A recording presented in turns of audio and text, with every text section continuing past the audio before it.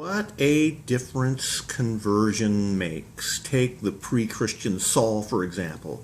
He used coercion, persecution, and threat of death to try to win people to his religion.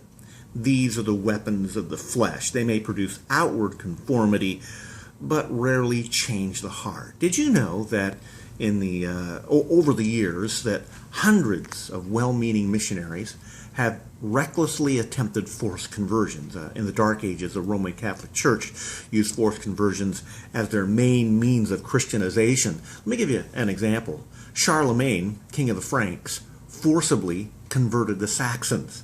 If they wouldn't convert, they were executed. One terrible example was the massacre of Verdun in 782, during which Charlemagne had 4,500 Saxons massacred upon rebelling against conversion. Now, that wasn't the only time. Pope Innocent III also forced conversions.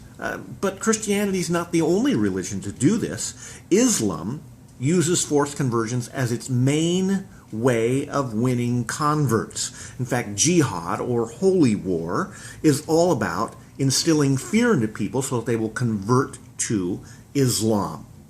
It comes as no surprise, however, that once freedom is offered, people return to their former faith. But when the persecutor Saul was transformed into Paul the preacher, his methods drastically changed. Instead of fear and threats and intimidation, Paul used the foolishness of preaching to woo people to the Lord Jesus Christ. He wooed them to the God who so loved the world that he gave his only begotten Son to die for them instead of threatening them with execution if they didn't convert.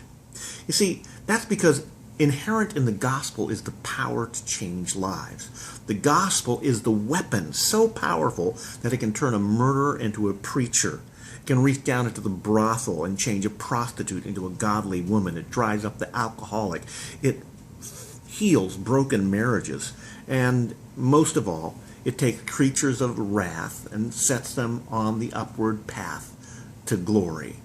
And the preaching of the gospel is the rock-solid pillar of Christianity.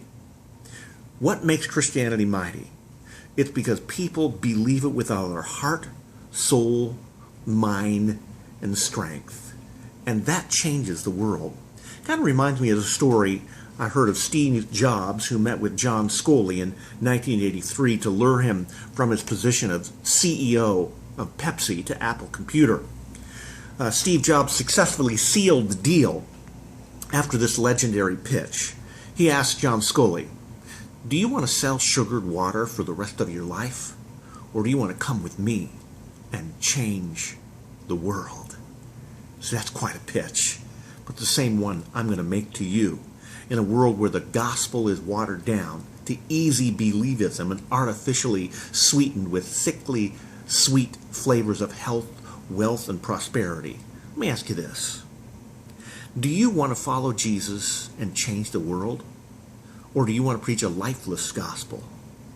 I don't know about you, but I want the real thing.